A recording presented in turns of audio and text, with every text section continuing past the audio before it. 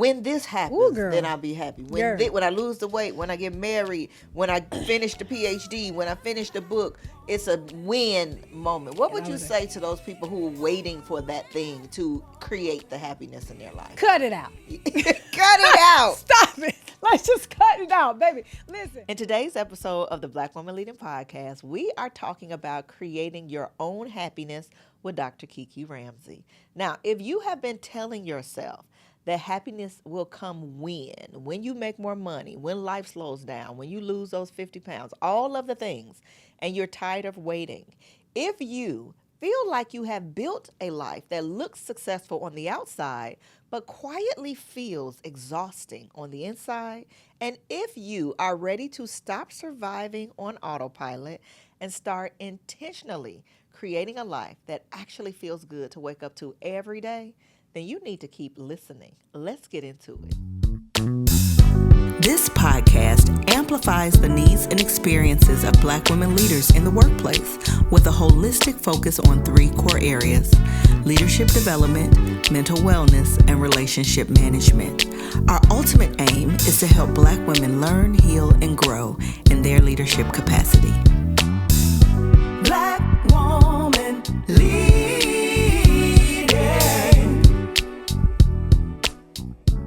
Before we jump into this episode, I wanted to let you know that registration is now open for the August 2026 cohorts of both our early career and mid-career leadership development programs.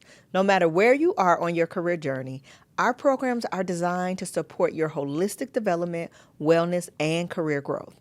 Now, our mid-career program is designed for mid and senior level leaders, and it focuses on building strategic leadership skills and developing a customized career strategy in this phase of your career. Our early career program is a training program that's designed to strengthen the foundational leadership competencies needed to grow and to step into leadership. Now, of course, both programs will center your mental wellness and self-care and also provide a culturally relevant lens for you to do your personal and professional development work. The amazing thing about the transformative experience you have while in Black Woman Leading programs is that it's not over after you finish your program.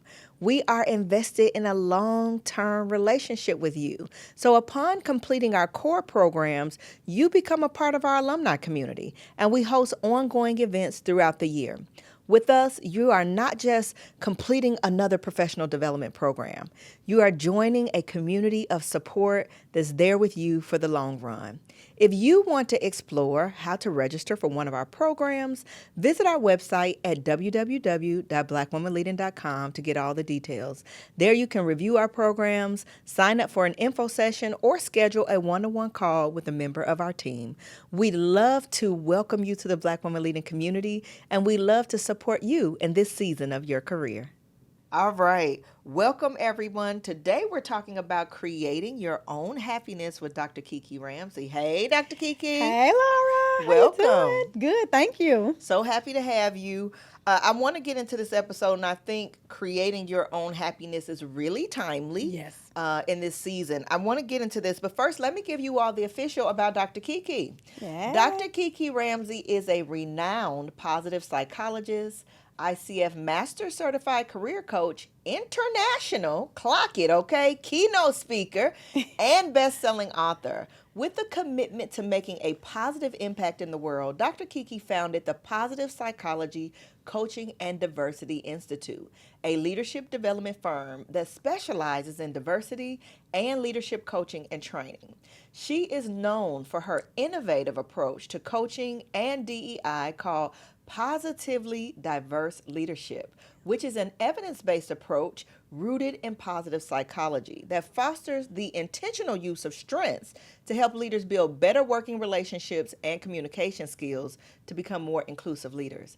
Now, as a leader in her field of positive psychology and DEI, Dr. Kiki has worked with a diverse range of clients, including top-level executives in Fortune 500 organizations and business owners, coaching and delivering keynote addresses for corporations, conferences, and events around the world. She global, y'all.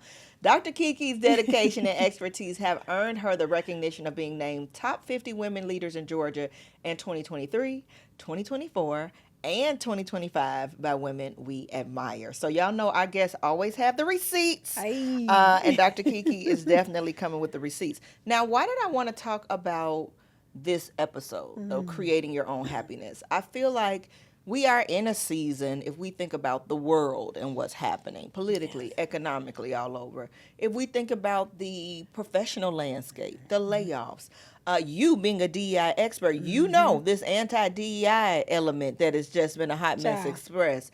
Like, there is a lot of things, if we get stuck in the news cycles and doom scrolling on a certain side of social media, that can rob us of happiness, right?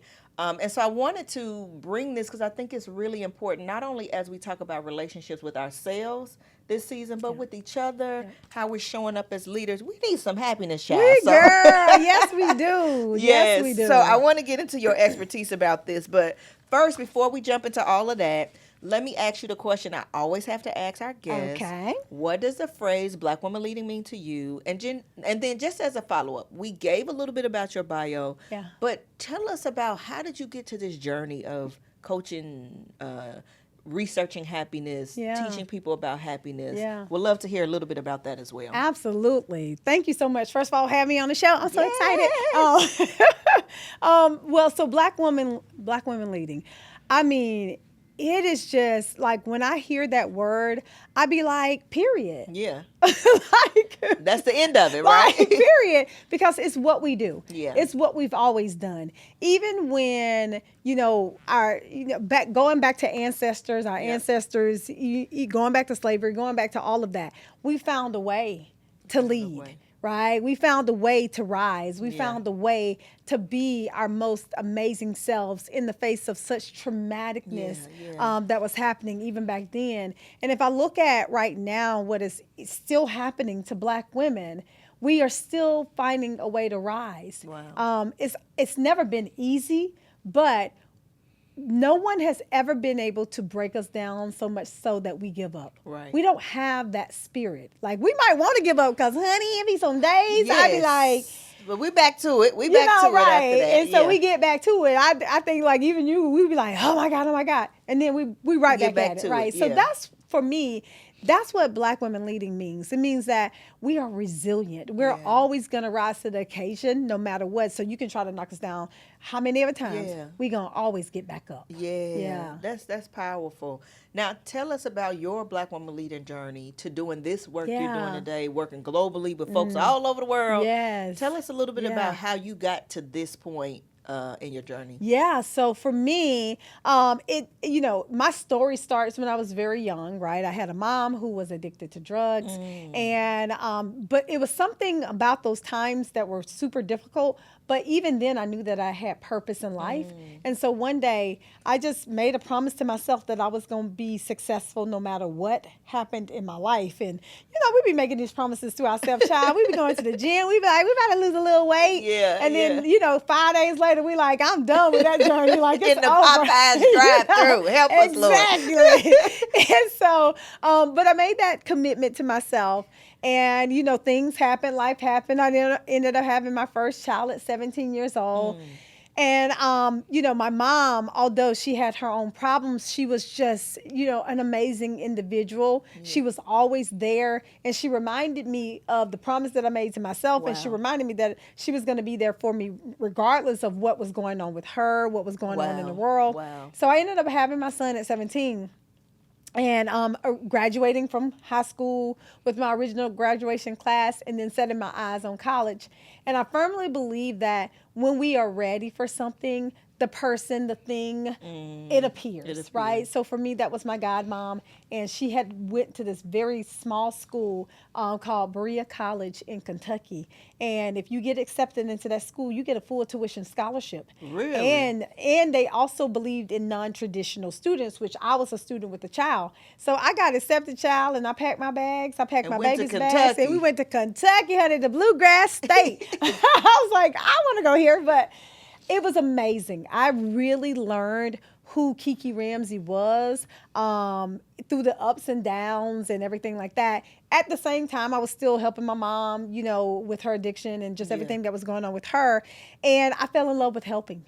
I fell in love with what it means to help somebody else succeed beyond themselves, beyond their circumstances. And so I really wanted to study psychology at the Yeah. time. But child, listen, I knew that the only path to psychology was a PhD.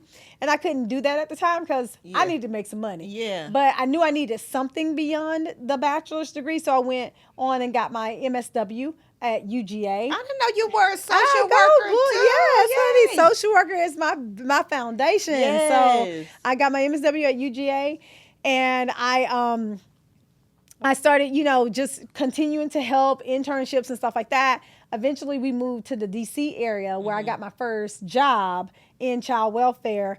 But at the same time, all this was happening, I was still being called to help women succeed. And so ultimately, I started my first company, which is Kiki Ramsey International, where I started speaking at conferences and doing all that while helping in the social work field.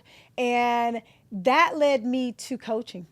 Like it led me because people in those audiences were like, "Can you help me do Well, what you're talking about up there on that I stage. I need personal Yeah, help, right?" And I'm yeah. like, "Oh, okay, you know how we do, child life. We fake it till we make it."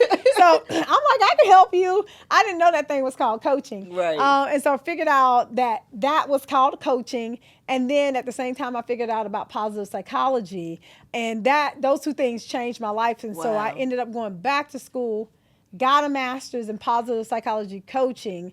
Ultimately, along the way, child stopped and got the PhD in psychology. Just stopped by and got the Just PhD. stopped by and grabbed a PhD. And so I have now, launched a new company. Well, it's not new now, Yeah. but the Positive Psychology Coaching and Diversity Institute. And we do coaching and training in organizations across the U.S. while I still I teach at Life University. I'm an assistant professor in that same master's Wow. of positive Full psychology. circle Full moment. circle moment. So now I'm assistant professor teaching all the students, and I act like they mama because I be like, now I'm gonna act like your mama because you know how your mom used to say, well, back in the day, Exactly. and then now I'm always saying, well, when I was in your shoes, Right, this is right. what I used We to didn't do. have it this We didn't easy. have it this easy, and so it's very full circle moment there. And then the speaking was always the first love. Like I started there and I've never stopped. And I love pouring into the lives of people because I know that, especially when you're just feeling so bad about yourself, you need somebody to speak life pour into into you. you. And that is what, I know I was purposed to do. Wow, what a journey, Dr. Baby, Kiki. the journey be journeying. Listen, this is a side note, but because I know such a significant amount of your work has been in the DEI space, how is this current? Oh, my I know God. we've taken hits, of course, Baby. Black Woman Leading and this work that we do. How have you seen your work shift in this season? It has been insane. Yeah. Like when I say we've lost contracts, it would be an understatement to say how much we've lost, in this era. The only saving grace is that there are companies out there who still believe in this work. There Yeah. are individuals who still believe in this work. I just think a lot of people are scared. And also because the economy is not great, I think people holding on to their coins. Yes, they are And holding on to their I'm not coins. saying that's a wrong thing to necessarily do, but it does affect small business Of course. owners like you and I Yes. from doing the good work that we were meant to do. Yeah. It's it's really something, and we see, of course, in a lot of areas they're having to change the language. It's inclusion and it's belonging, and it's really the same work. It's the same. Ain't nothing But changed. having to really be sensitive to Yeah. the language. But yeah, I totally. Yeah. I say trouble don't last always. It don't. We go in cycles. We I gonna mean, go in we always cycles. go in cycles, and I mean, our goal right now, I want us to thrive, Yeah. right? But really, if we could just hold on long enough Same. Yeah. to like get through this, and also we have to be innovative, right? There are some things that I think we have to do as entrepreneurs. We have to shift, And you it's know. the agility. It's the agility we teach leaders about, right? Exactly. Yeah. And so that's what I'm doing with all the leaders that we're still coaching and training, but that's what I'm doing in our own company. I'm like, Yeah. how do we shift? What do we do now Yeah. when things get hard? And those are the entrepreneurs that you see who Can persist. can Yeah. stand, Yeah. Who can stand? Yep. Who can stand? Oh, okay. So your personal story is woven throughout this new book you Woo! just launched. Yes. First of all, before I get into this question, tell us about the book. Just give us the Yes. little bit, because I want to ask some questions about the Okay. book, but give us the high level. Okay, so it's called Create Your Own Happiness, Yeah. 7 Practices to Cultivate Happiness at Work and in Life. I love it. And so this book came about. So my first book is called Get Courageous Now, Okay. A Woman's Guide to Finding Her Passions and Purpose in Life, right? And I wrote that book now she's probably like almost 20 years ago. Wow. Girl, I not look good. Listen, You honey. 20 years ago where? 20 years ago where? I know. So it seems like, I'm like, God, that's so long. But then I did a second edition of that book about 2 years ago. Okay. And so it's fresh, it's new, all that kind of stuff. But I knew that right now we are seeing things that our ancestors saw. Like, Yeah. no, honestly, Yeah. we are in a time, and there are so many people who are unhappy. And as a positive psychologist, first of all, positive psychology is my jam. It means the study of what goes right with What you goes right? Yes. versus what's wrong with you. Like when we think about psychology is a deficit model. Deficit model. This is like psychology 101, right? Like we think about depression, anxiety, all that Yes, kind of yes, stuff, right? yes. Well, if psychology is the baseline, which it is, the opposite is positive psychology. I So see. positive psychology, what goes right with you, strengths, all of those things, Yeah. thriving, optimism. We've Yes. heard all Yes, these yes. terms, but we'd be like, I ain't never heard of positive psychology. All the things that positive Yeah. psychology is made up of. Yeah. Right. And so once I started studying positive psychology, I gravitated towards happiness because for me in my life, I spent a large part of my life not being happy. I also spent a large part of my life thinking that my husband was supposed to make me happy. Yep. That's a podcast. We need to do a separate session on that, sweetie, because you got to listen. Carry on, Dr. Kiki, okay? Because don't get me off of I know. thread. So I was like, okay, but what really is happiness? Yeah. And it came to a head for me with that conversation one day. My husband came in and he was like, you know what? I'm going back to school. And I'm like, what you mean? You know what I'm saying? Yeah. My thought process was like, how are we going to survive? Because you make, the majority of the money. Yeah. Not on his happiness.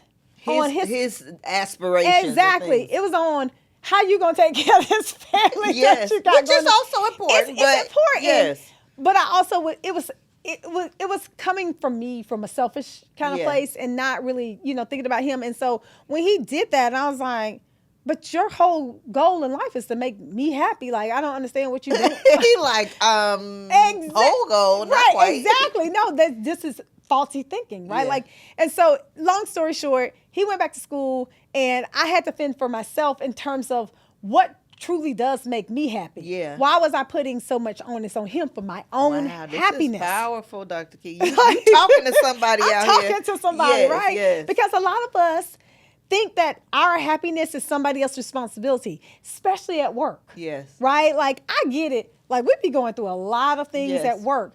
But some of that stuff is our own making. Like, we can make our own self-happiness. It's about self-responsibility. Yes. It's about responsibility to our own self. And I think we give a lot of our power away. Right. And so when I was thinking about happiness, I'm like, I lived a lot of my life giving my power and my happiness, how I showed up in life every single day, to somebody else. Wow. And it don't belong with nobody but you.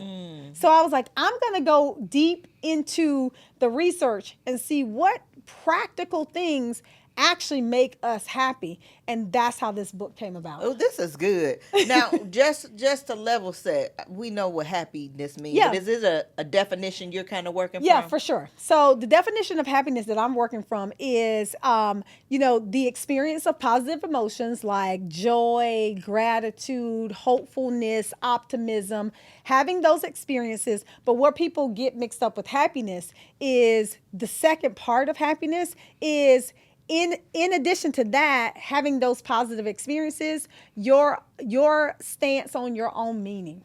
Meaning that you have to have those positive experiences, but you also have to understand that you matter, that you have meaning, that So you were some worth. placed, Yes. absolutely, that you were placed on this earth for a purpose. Yeah. So it's coupled with purpose, right? Most people that I either surveyed, interviewed, or continue to work with in my own coaching practice, they can't say that they're necessarily happy because either one, they don't experience joyful emotions on a regular basis, or two, they don't understand their purpose in life. So you got to have both. You got to have really both. experience the true happiness. You do. Okay, now this is good.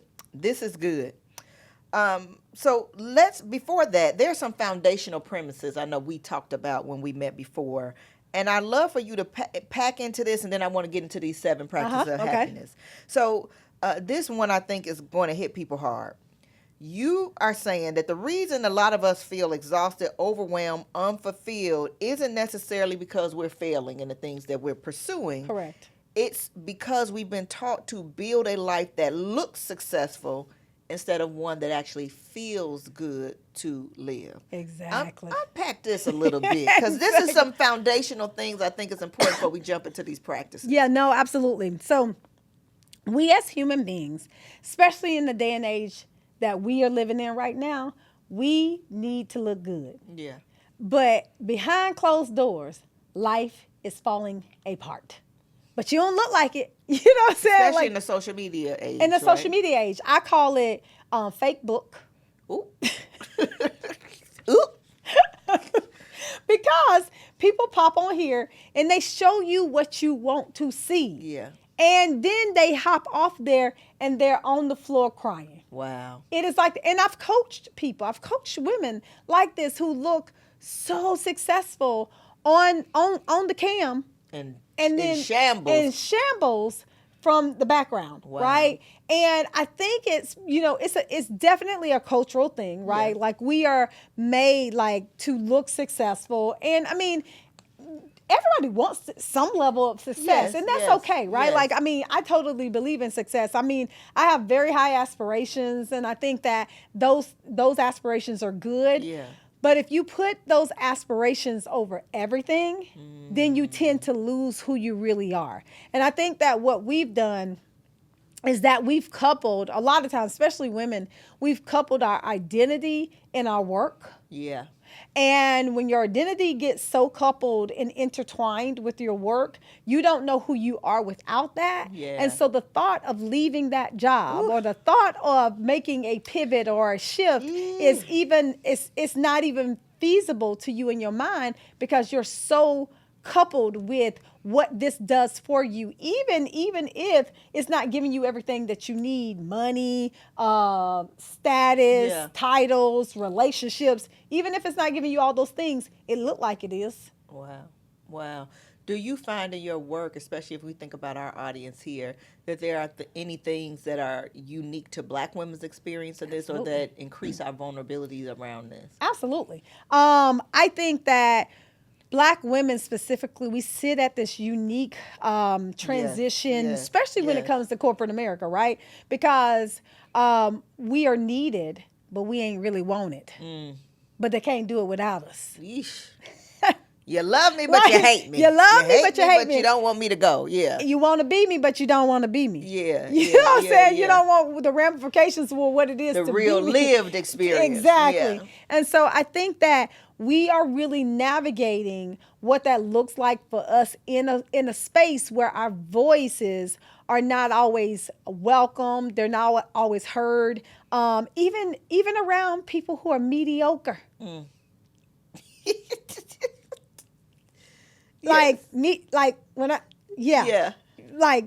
Mediocre.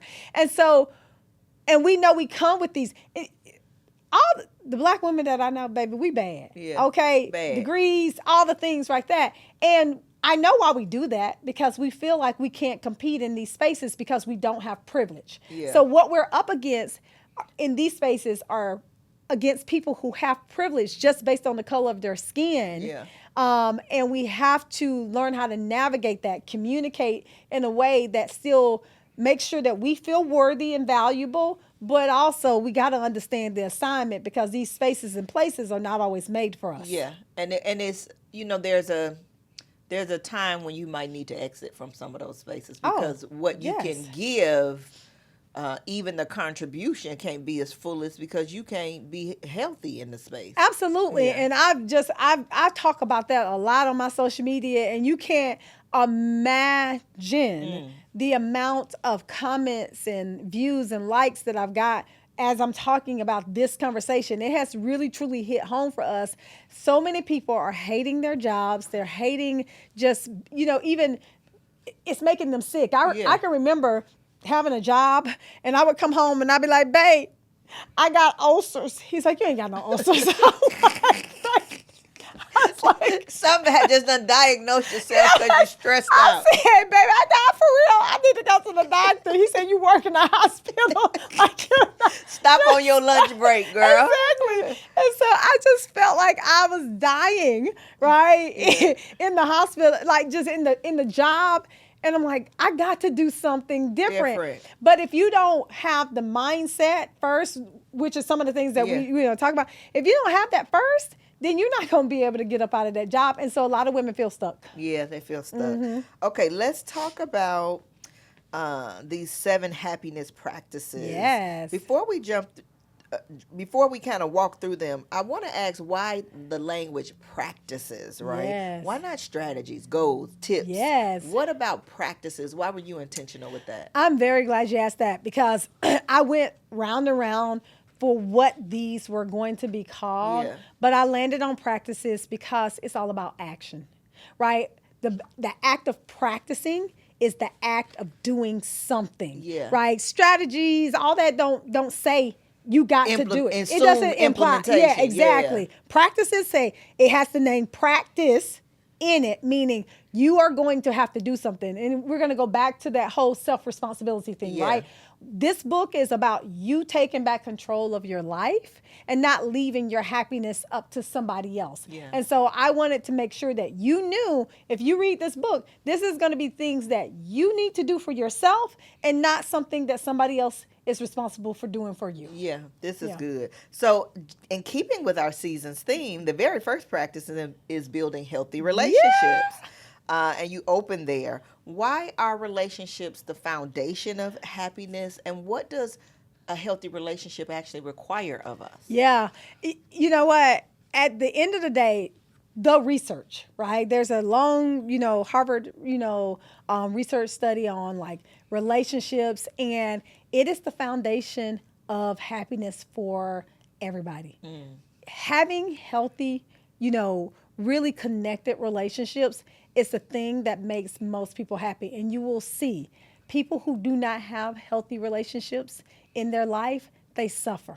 So it's a direct correlation. It's a direct correlation to your happiness. If you have, and you don't have to have a lot, right? Yeah. You can even have one good, healthy relationship. Let that one good, healthy relationship get severed, and you see what happens in your life. Wow. This is why when we, when people go through divorce and just different things like that happen, why it's so hard for a lot of them, because for so long they've been just directly correlated and connected to each other in a way that supports our emotional well-being, our physical well-being, and all of that. And so when you don't have that connection, you suffer in silence. You don't have anybody to tell your innermost thoughts to. We all need that. Like for me, I don't know what I would do without my most close relationship in terms of my husband. Yeah. Shout out to Jamil. Hey, babe.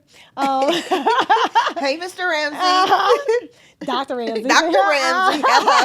Look, but I wouldn't know what I would do without him, because we're so directly, close and right. Yeah. But also my kids, right? Yeah. Like I need that. Like at one point, me and my oldest son, because I have an adult child. Yeah.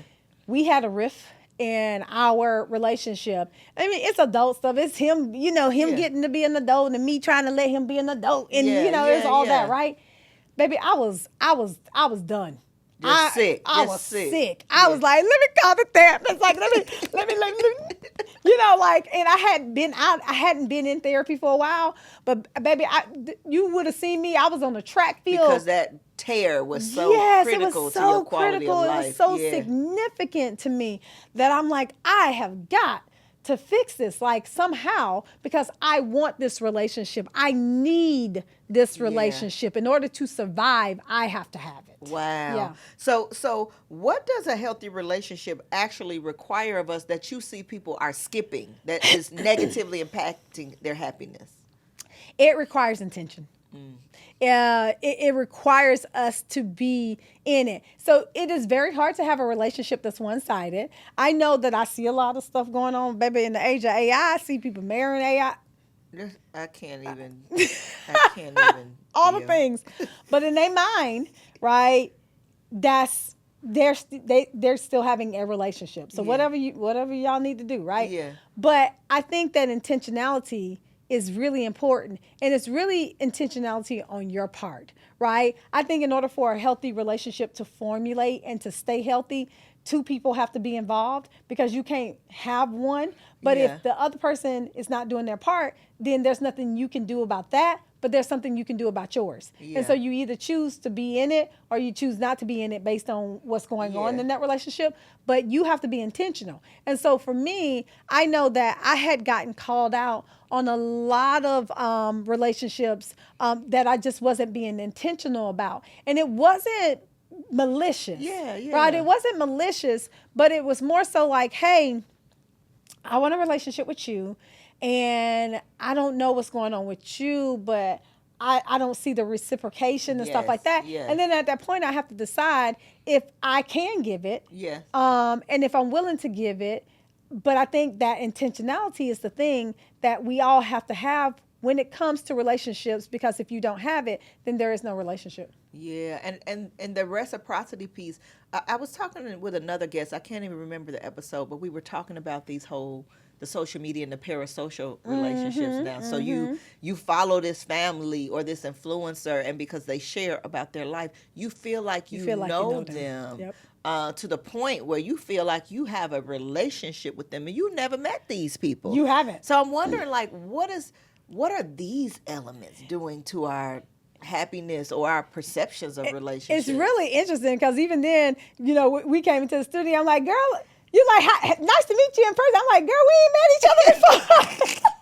No, we've been seeing each other, right, LinkedIn, all of exactly. this. Yeah. And I'm like, oh, but I actually think some of those can help, just a little bit, because when the pandemic happened, right, so many of us were just lonely because we couldn't get connected. And then we learned that, we can be on the screens and still be connected and still get our work done and still feel some kind of connection. And so I think that for those of us who don't get out as much or whatever, that can help a little bit, but it's not a substitute for real connection. Because it produces the feelings and emotions. The feeling, but that's short-lived. Short-lived. Right? So it's short-lived, so it's fleeting. And so if you don't have still a real or that real connection on the back end of that, you're still going to feel empty. And even then, like, I've seen these kids get into trouble because they're on social media and they're talking to people who don't really care about them, and these sharing bots, too much information, all that kind of stuff, right? And it can backfire on us, and our kids start believing that over real connection. Yes. And so I value real connection over social media, over any of that every single day. And I'm even having that whole conversation with my kiddos about how much social media and all that kind of stuff, how much I want them to feel connected to that versus connected to us. Yes. Right? Yes. Because I feel like as parents, if we are their guide, we are the things that they should be looking to the most. We should be the most influence in their life. Setting the standard. Yeah. And if they're always on this, where do you think they're going to get that connection from? Yeah. If you let them, or if you allow them to always be on, and we're a connected world. I get it, right? Yeah. But there still have to be boundaries. And some real human connection. Exactly. Too. That's good. Okay, so practice 2 is kindness. Yes. And I want to ask specifically about kindness toward ourselves. Yes. Because I always say a Black woman leading, we attract high achievers, honey. Oh, yes. We attract high achievers, and I also say to my Black woman leading, watch your mouth when you talk to my friend, meaning when you talk to yourself, because we are our own worst critics. So talk a little bit about what you found in the research around kindness. Yeah. And I would love to to see what does that look like directed towards ourselves and our own happiness. Yeah. I love this because I think that kindness is one of those things, and in all these 7 practices, by the way, some people may be like, kindness. Right. Like kindness. But kindness does something to us internally. When we practice kindness, when we give to others, or even when we give to ourselves, it's saying that, oh, this thing or that thing is worthy of our attention. And it goes to that part 2 of the happiness equation Exactly. you talked about. That purpose, that, that worthiness that we must and we need to feel, right? And it gives us that gratitude. It makes us happy. And so it is necessary that we show up in that way on a consistent basis. Now, I ain't saying you got to give all your money away to the people. Boundaries are important. You know what I'm saying? Like, but I'm just saying, even small acts of kindness are something that internally boost your, endorphins and all that kind of stuff, and ultimately makes you happy. I gave an unhoused person a couple dollars the other day. And my daughter Mackenzie and son Walter were in the back seat and everything like that. And I was having a conversation with them, and because I always do, I don't just like to give money and not have a conversation. I'm like, how you doing? What's going on with you and all this kind of stuff. And once I got finished, my daughter was like, she 9, by the way. I respect that. I respect that. And I'm like, what are you talking about? I respect that. And I was like, what are you talking about? She's like, Mommy, because you always be like, how you doing? You taking care of yourself. You making connect. Because that's how it is. Like, these people are not invisible, right? They've just gone through something, and to be the truth be told, half of this country is for the grace of God, paycheck away from being on somebody else's couch. Right? That kind of thing. And so I think that it is necessary for us to do it for ourselves, but also model it for our young people as well. That's good. Let's talk about, okay, y'all, we can't get through all these practices. You're going to have to get the book, okay? Get the book. But there's a few of them. Okay, I'm going to ask you about a few more. Okay. And then we're going to go to our seasons theme question. So practices 3 and 7 connect to eating healthy, moving your body, getting good sleep, all of our physical self-care things. Yes. Now, this sounds simple, but for Black women carrying chronic stress, caretaking burdens, perimenopause, menopause, and then on top of maybe navigating some hostile work environments, which some people are, what do you say to the woman who has a very small margin? But we know this is critical for you to do this. What do you say to her? I say to her that it's not something that you can play with.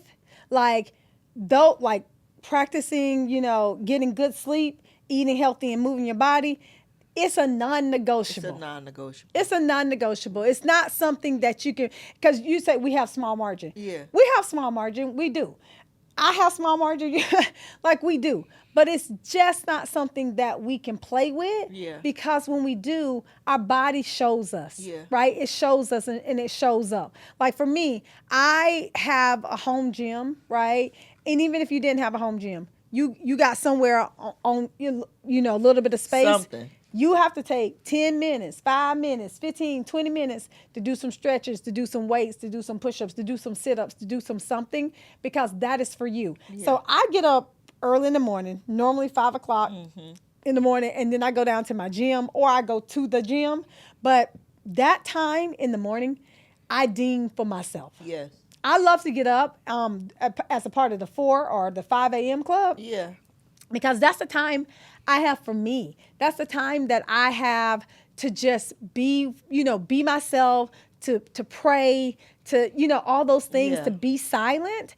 And I think that we all have to give that to ourselves, because if we don't, when do you ever have time to stop? You'll never have time. You'll never have time if you do not make the time. And that's where we circle back around to the self-responsibility part in this. You ain't going to have the time. You have to make the Not gonna have time. the time. You have to make it. This is really good. So at our last conference, our Black Women Leading Live conference, we had a physician's corner, and we had Dr. Angela Holliday Bell, medical doctor and board certified sleep specialist. Oh. She goes by the Sleep MD. Y'all Okay. follow her consistently snatching edges about that sleep. And then we had Dr. Napasha Gettings, who is a brain medical expert, right? And when I tell you how they get us together, because they were talking about, okay, yeah, I don't have enough time, all of this, but they were showing us the linkages to dementia. They were showing the linkages to, even if you don't want to go that far when you get older, which ain't that far for a lot of us, they were showing the linkages to, okay, you're pushing because you got so much to do, but the literal linkage to your ability to focus, your cognitive decline. It was just all of these things, that even the perimenopause connections, the hormonal connections, and how you can be either supporting what's already going crazy in the body, or you could be working against your own biological functions by not doing these very simple things. Absolutely. And when I say simple, we be like, just go to sleep. Walk around, or walk around the block. Walk around the block, right? Like for me, even sleep was hard. So I don't have my Oura ring on because I put it on the charger and forgot to put it back on. But I did good. My sleep score was in the 80s. You go, girl. I was like, okay. But here's the thing: we be wanting all these things to happen. We want to lose weight. We want our skin to clear up. They talked about that connection too. Yeah. You can't lose weight if you ain't sleeping. Like you can't lose weight if you ain't sleeping. If you're not eating healthy, you can't lose weight. Yeah. Like there's so many, all these things are interconnected with each other. And so for me, when it comes to sleep, I had to really have a self-talk to myself, because I like to get something I'm working on too. Listen, baby, house hunters come on at 10 o'clock. see, you need to come back and watch the replay. Right. So I had to be like, you know what? I can get this on replay. Let me turn the daggone TV off, okay? And so I had to really work on it, and I had gotten the Oura ring because I wanted to track my sleep and figure that out. And I'm like, okay, I need a good 7-8 hours to be the best, and I can see the difference. And so I did a challenge, right? I said, I'm 30 days. Girlfriend, she getting in the bed at 9 o'clock. 30 days, like when I tell you that joint was hard, because I had to put that daggone, because think about it, 9 o'clock to 5 o'clock, right? Yeah. It's the amount of time. And that's what we giving to work and more. Listen, more. And more. More, right? Yeah. So I had to really think about it. Now for me, working out, I don't always want to work out, but it's not a hard thing for me. Like that's not my vice, right? But eating healthy, I'm a good old Southern Belle honey, and Lucy used to cook. So, I know how to cook. Yeah. And so that was much harder for me to change habits that you've been growing up with and everything like that. But I have to ask myself, what's more important? I want to be here for my kids. My mom has been gone for 17 years, 18 years now. And I don't want that. My babies never got to meet their grandmother. Wow. And so, but I want them to see me get old. Yeah, and to see what they're going to do and their children. Exactly. So, this is good. This is okay. One more practice. Okay. Then we got to move on to the season themes question. Practice 6 is forgiveness. And you name resentment specifically as something we have to release. So there is a tension, right? Because some of us are carrying legitimate wounds. Yeah. Some people did some stuff, right? Yeah. From workplaces, we work with a lot of people experiencing or coming out of workplace trauma at Black Women Leading. From systems, from people, from our mamas, from our daddies, from our partners, from our husbands, for all these kind of things. How can we talk about forgiveness and letting go of resentment, and also holding, not minimizing what was done to you? Yeah. It's, we've all heard the research around forgiveness. Forgiveness is for you and not for the other person and all that kind of stuff. That don't make you feel better. That don't make you feel better. That don't make you feel better. But here's the thing about forgiveness. The truth is, if you choose to continue to hold on to it, it will keep you stuck for the rest of your life. Ooh. Like I was like my audiences, right? I say, okay, I have the secret. How many of you want me to help you lose 40 pounds? And everybody's like, and they're like, yeah. And I'm like, okay, I'm about to teach you how to forgive. And they're like, That's not what I had in Right? mind. It's not what I had in mind, but it's the truth, right? Yeah. And so, like for me, right, with my mom and her addiction and stuff like that, we went through everything. We Yeah. went through so many things. Like I won't even begin Yes, to yes. tell you. But I had to go on a journey of forgiveness, not just for her, but just for me to go forward. me, I was for sitting. me. I was in college. I was in undergrad. I was sitting talking to one of my guy friends, and I was like going hard. I was like, she doing all this and da da da. Yeah. And by the way, I blame my mom for everything that happened to me in my life, and that's what resentment will end up doing to you, because the thing that happened to you, right, whatever it is, whether it is a job that you lost, a divorce, or whatever, that thing ends up spreading to other things, and so then you associate this negativity Yes, a trauma response. with Yes, everything yes. else that happens in your life, and that's when you start to resent. But it don't end here. Yes, It goes and it follows yes. you throughout your life, right? And so my mom could do, I could do something. I could fall and trip. I'm 300 miles away from my mom, but it's her fault. Cause my mama, yeah. Because my mom was. And you know, there's a joke. There's a Yes. joke running on social media. You will see people in the comments, maybe somebody doing a crazy workout or something, and people be like, "If my mama didn't put that perm in my head when I was 5, I'd be able to do that, right?" Exactly. But it's a funny version. But we do this in real life. But we do too. this in real Yeah. life, and we don't realize it until either somebody points it out, or we get a dose of just like, oh my God, like boom. That what hits you in the gonna do face. now? You a full-grown woman. You're a What you gonna do full-grown now? woman. And Yeah. so he was like, I was going. He was like, you complain about her all the time. He was like, but you only get one mom, and you grown. This your life. You live 300 miles away from her. And I was like, ew. I'm not talking to you anymore. Right? Like, I don't want to be your friend no more. Yeah. Right? But it really smacked me in the face. And I'm like, but he is kind of right, though. Yeah. Like, I'm up here being hindered and held back and all the things because Holding on to that. holding on to that. And so I had to realize that I needed to figure out a way to practice forgiveness. So let me fast forward. On my mom's deathbed, I didn't know she was gonna pass, but she had ended up with pancreatic cancer. And then I called her one day. I said, "Hey, Mama, how you doing?" She's like, "I'm okay. I'm just trying to get myself together." And she said, "Hey, baby, I just want to say, I am so sorry if I ruined your life. Dang. And had I not been practicing forgiveness or really going through my journey of forgiveness, I would have said something different. But here's what I said. I said, no, Mom. I said, you didn't ruin my life. I said, as a matter of fact, you have two beautiful, beautiful daughters, my sister April." And I said, "You have a grandson who absolutely adores you." And I said, "And despite everything that has gone on with you, you've worked your entire life." She said, "Wow." Helping her to see herself She in a said, different way. "Would you say that at my funeral?" She died the next day. Jesus. Wow. I never talked to her again. Wow. That was the very Last last conversation. wow. And I will tell you, Laura, if I had said something different to her That thing in that would've been moment, with baby, you. I don't even know if I'd be here with you today. Wow. Because she was such a big part of my life. And even though the relationship was pull and tug, I still love my mom with Yeah. everything Yeah, in me, yeah. right? And so it is important that we let some of these things go. We're not letting go of the blame.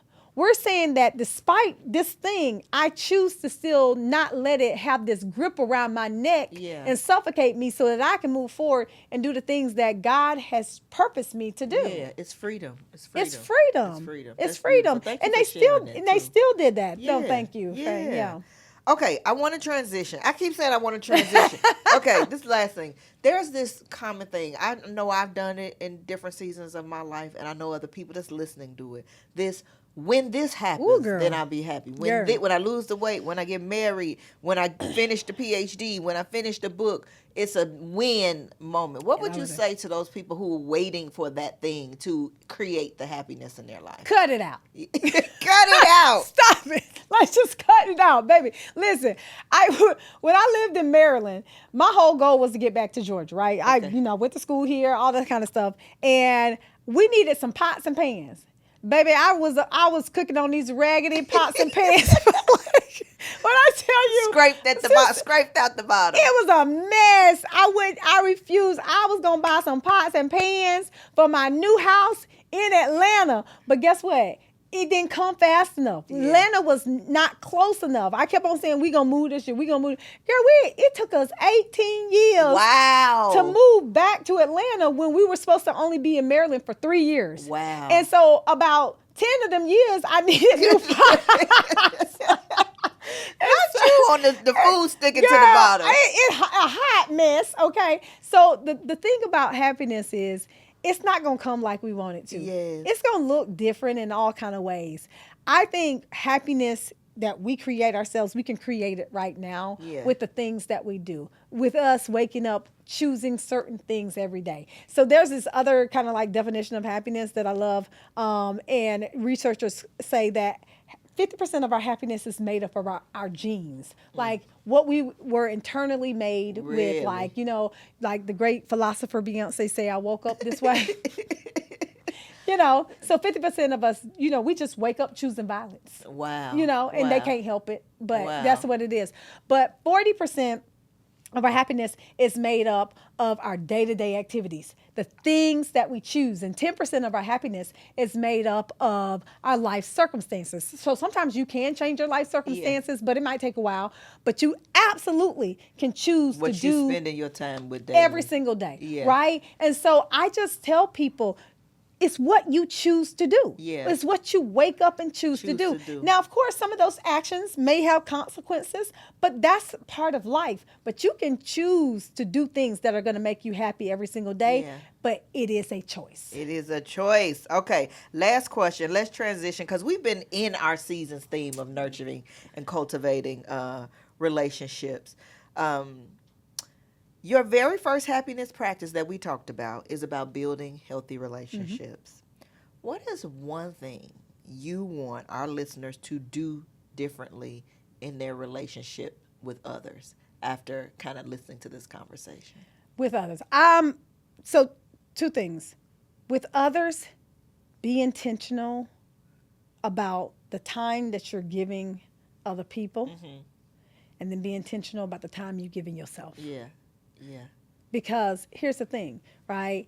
Sometimes we need to pick up the phone and call somebody. I did that yesterday. I was thinking about my girlfriend. I was like, oh my God, let me call her. And I picked up the phone and we talked for, you know, and it might not be a whole long time. But we picked up, we called up, and I was like, dang, I really needed that. I really needed to hear her voice. I really needed to talk to her. So for me, it's like we have to be intentional about spending time, picking up the phone, asking somebody to do lunch or breakfast or coffee, and just spending time. Not even like it has to be something big. Like my daughter, you know, she likes to just snuggle in the bed. Yeah. Like on the TV. I could be watching House Hunters. So I could be watching whatever. And she just wants to be there. My son too. They just want to snuggle. They just want to, they don't even have to be out in the streets. They just want to be with their mama. Right? It's that. We put a lot of onus on like having to spend money and having to do all these things. You don't got to do that for somebody to be happy that you picked up the phone to call them or that you stopped by to visit. You ain't got to spend money to do that. Yeah, it's the intentionality. It's the intentionality of it all. I love it. This has been so good, Dr. Kiki. How can people connect with you? How can they get the book? And what else do you have going on that people should know about? Absolutely. Well, Create Your Own Happiness is out. So go ahead and get your copy. You can get it on Amazon. And you can go to drkiki.com. I'm also doing a lot of, so the Dr. Kiki Ramsey Show is my podcast. Yeah. And on the show, I'm doing a segment called the Career Rescue Hotline. Ooh. Yes, because so many of us are dealing with like just tough career situations. And so I want to answer your questions. And so if you just go to drkiki.com, you can see the form and you can fill it out. And then maybe I'll be able to answer your question on the show and give you some answers and some tools and some strategies and some practices that you can take forward to be able to create your own happiness at work and in life. I love it. I love it. I love it. If you all have gotten some value from today's episode, please share it with your networks. Share it with your friends, your colleagues, your sisters, your brothers, whatever the case, to help us to amplify these important conversations. The Black Woman Leading podcast is available on all streaming platforms. You can also listen on our website, blackwomanleading.com, and you can watch full episodes on the Black Woman Leading YouTube channel. If you'd like to connect with us on socials, we are at Black Woman Leading on Facebook, Instagram, LinkedIn, and YouTube. If you'd like to connect with me personally, I'm at Laura E. Knights, most active on LinkedIn, but you can also catch me in the Instagram streets. And then finally, of course, to learn about all of our Black Woman Leading programs, check out our website, blackwomanleading.com. And if you'd like to learn about the work we do inside of organizations to help them develop their leaders and teams, check out our corporate site at knightsconsultinggroup.com. We love to connect with you in any of these ways. And until next time, be well. Keep on